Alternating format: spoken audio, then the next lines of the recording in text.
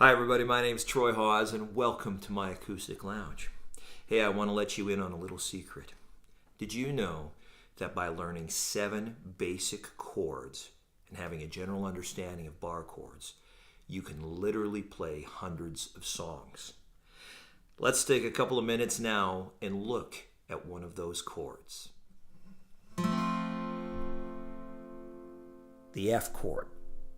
Probably the toughest chord to play out of all of the 7 essential chords. Let's have a closer look at it now.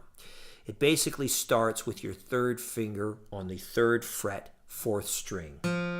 This is your F note. Then you use your 2nd finger, 2nd fret, 3rd string. That's your A note. Now here's where it becomes complicated. Your 1st finger has to be able to cover both the 2nd string and the 1st string at the same time. Basically, these notes are 2nd string, 1st fret.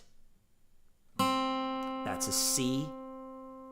And then lastly, the 1st string, 1st fret. That's an F. Now, this particular chord takes a little bit of practicing, but I know when you get it down, you'll be an expert at it. At any rate, this is the F chord.